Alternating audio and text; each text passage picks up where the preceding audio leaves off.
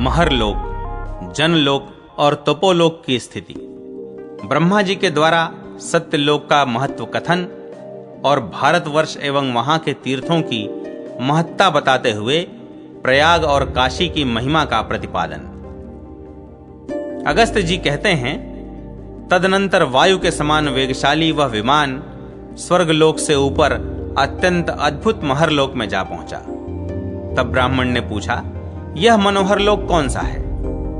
दोनों भगवत पार्षदों ने कहा, ब्राह्मण, यह महरलोक है जो स्वर्गलोक से भी अद्भुत है। जिन्होंने तपस्या से अपनी पाप राशि धो डाली है, वे कल्पांत जीवी तपस्वी यहां निवास करते हैं। भगवान विष्णु का निरंतर स्मरण करने से उनकी समस्त पाप राशि नष्ट हो जाती है। इस प्रकार वे दोनों पार्षद कह ही रहे थे कि आधे क्षण में वह विमान उन सबको लेकर जनलोक में जा पहुंचा।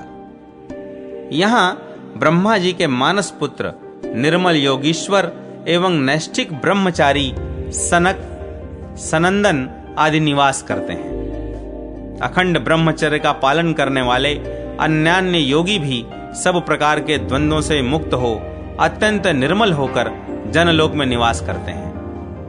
मन के समान वेग से चलने वाले इस विमान ने जनलोक से ऊपर जाकर शीघ्र ही तपोलोक को दृष्टिगोचर कराया, जहां वैराज नाम वाले देवता निवास करते हैं, जिनका मन भगवान वासुदेव में लगा होता है, जो अपने समस्त कर्म वासुदेव को समर्पित कर देते हैं तथा तपस्या द्वारा भगवान गोविंद को संतुष्ट करके जो सब प्रकार की इच्छाओं का त्याग कर चुके हैं, ऐसे जितेंद्रिय महात्मा तपोलोक में जाकर निवास करते हैं। जो तपस्याओं से अपने शरीर को क्लेश देकर तप रूपी धन का संग्रह कर चुके हैं, वे ब्रह्मा जी के समान आयु वाले होकर निर्भयता पूर्वक निवास करते हैं।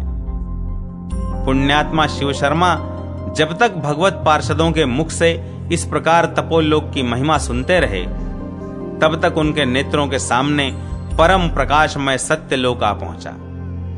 वहां जाते ही वे दोनों पार्षद उनके साथ तुरंत ही विमान से उतर पड़े और उन सब ने समस्त लोकों के सृष्टा ब्रह्मा जी के चरणों में प्रणाम किया। ब्रह्मा जी बोले, भगवत पार्षदों, ये बुद्धिमान ब्राह्मण शिव शर्मा वेद वेदांगों के पारंगत विद्वान है। स्मृतियों और धर्मशास्त्रों में बताए हुए सदाचार के पालन में परम प्रवीण हैं तथा पाप कर्मों से सदा विमुख रहे हैं। परम बुद्धिमान द्विज शिव शर्मन, मैं तुम्हें अच्छी तरह जानता हूं। वत्स, तुमने उत्तम तीर्थ में प्राण त्याग करके बहुत ही अच्छा किया। तुमने यह जो कुछ देखा है वह सब शीघ्र नष्ट होने वाला है। मेरे प्रत्येक दिन के अंत में प्रलय होता है और मैं दिन के प्रारंभ में बार बार सृष्टि करता हूं। जब स्वर्गादि लोकों की यह अवस्था है, तब मरणशील मनुष्यों की तो बात ही क्या है।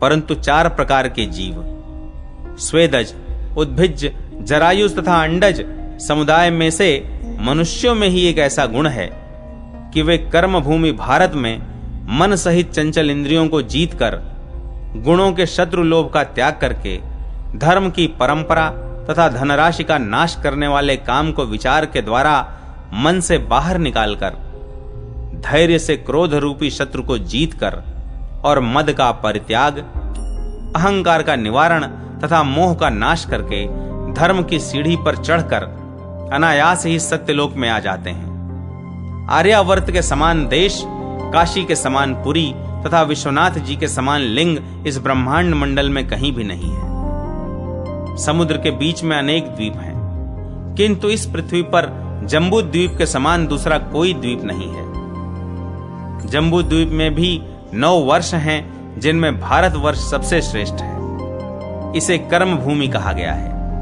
यह देवताओं के लिए भी दुर्लभ है। किमपुरुष आदि जो 8 वर्ष हैं, वे देव भोग्य हैं। उनमें देवता लोग स्वर्ग से आकर रमण करते हैं। यह भारतवर्ष 9000 योजन विस्तृत है। इस भारतवर्ष में भी हिमवान और विंध्यगिरि के बीच का भाग अत्यंत पुण्यदायक है। इसमें भी गंगा और यमुना के बीच का भाग पृथ्वी की अंतर्वेदी है। यहाँ के क्षेत्रों में कुरुक्षेत्र सबसे बढ़कर है। उससे भी उत्तम नैमिषारण्य क्षेत्र है, जो स्वर्ग का श्रेष्ठ साधन है। इस समस्त भूमंडल में नैमिषारण्य से तथा अन्य सब तीर्थों से भी बढ़कर तीर्थराज प्रयाग है। वह स्वर्ग मोक्ष तथा संपूर्ण मनोवांछित फलों को देने वाला है।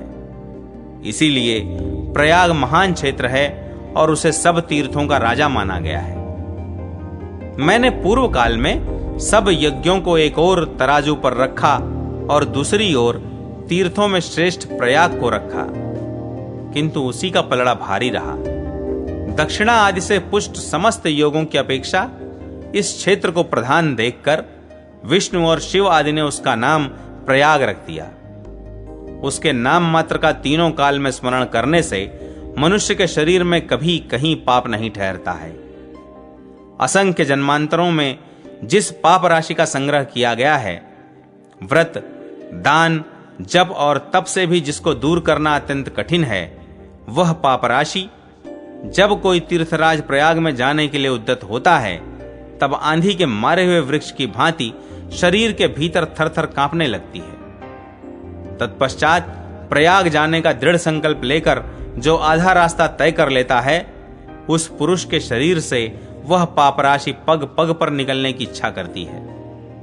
यदि भाग्यवश उस महात्मा को तीर्थराज प्रयाग का दर्शन हो जाता है, तब तो उसके पाप उसी प्रकार शीघ्र भाग जाते हैं जैसे सूर्योदय होने पर अंधकार। 7 धातुओं के बने हुए मानव शरीर में जो जो पाप हैं, वे केशों में आकर ठहरते हैं। अतः केशों का मुंडन करा देने पर वे भी निकल जाते हैं। इस प्रकार निष्पाप होकर गंगा यमुना के श्वेत श्याम सलिल के संगम में स्नान करना चाहिए। उस स्नान से मनुष्य महान पुण्य राशि, मनोवांछित पुण्यमय भोग तथा स्वर्ग को भी पाता है, और जो निष्काम भाव से स्नान करता है वह मोक्ष पाता है। ब्रह्मन, मैं सत्यलोक और प्रयाग में कोई अंतर नहीं करता, क्योंकि वहां रहकर जो शुभ कर्मों का अनुष्ठान करते हैं वे मेरे लोक के निवासी होते हैं। जिस भाग्यवान मनुष्य की हड्डियां भी प्रयाग में पड़ जाती हैं, उसे किसी जन्म में लेश मात्र भी दुख नहीं प्राप्त होता। ब्रह्म हत्या आदि पापों का प्रायश्चित्त करने की इच्छा वाले पुरुष को ब्राह्मण की आज्ञा लेकर विधिपूर्वक प्रयाग तीर्थ का सेवन करना चाहिए। तीर्थराज प्रयाग से भी श्रेष्ठ तीर्थ है काशी। वह संपूर्ण भुवनों में सबसे उत्तम है। काशी में देहावसान होने से अनायास मुक्ति होती है। इसमें संशय नहीं कि काशी क्षेत्र प्रयाग से भी अधिक रमणीय है, जहां साक्षात भगवान विश्वनाथ निवास करते हैं। विश्वनाथ जी के निवास स्थान अविमुक्त नामक महाक्षेत्र से अधिक रमणीय तीर्थ इस ब्रह्मांड में कहीं नहीं है। अविमुक्त क्षेत्र ब्रह्मांड के भीतर रहकर भी ब्रह्मांड में नहीं है। इसकी लंबाई 5 कोस है। प्रलय काल में एकार्णव का जल जैसे जैसे बढ़ता है, वैसे वैसे इस क्षेत्र को शिव जी ऊपर उठाते जाते हैं। काशी क्षेत्र महादेव जी के त्रिशूल की नोक पर स्थित है।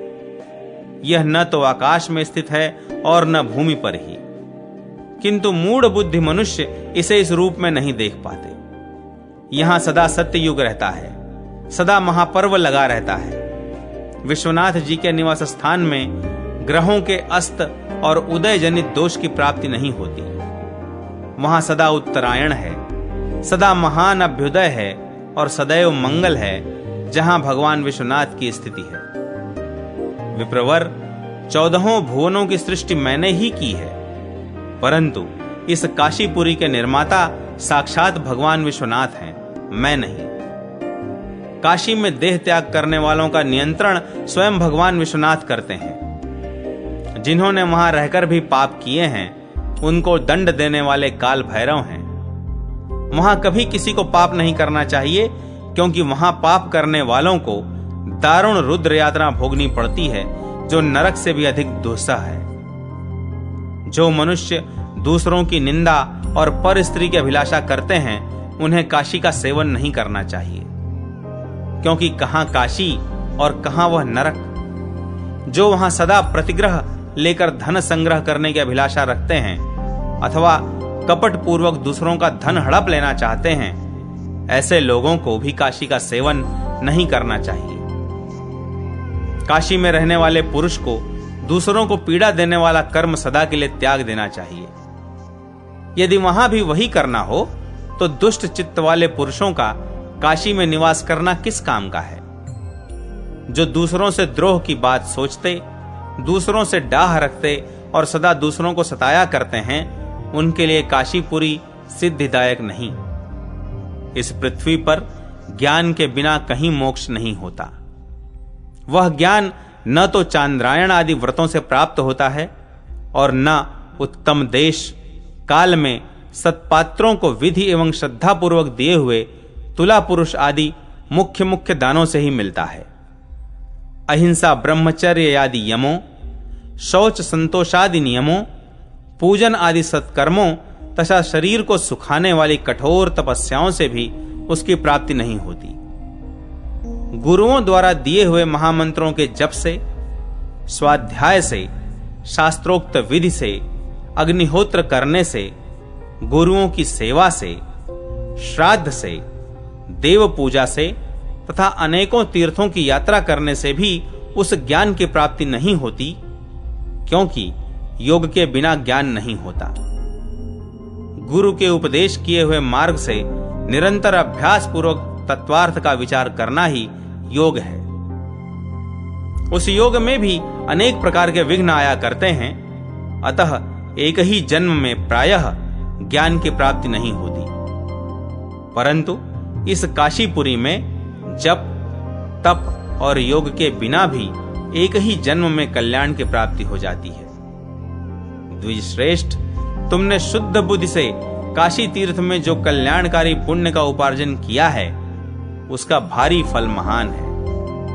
भगवत पार्षदों के सामने ही इस प्रकार कहकर ब्रह्मा जी मौन हो गए और महामना शिव शर्मा भी बहुत प्रसन्न हुए।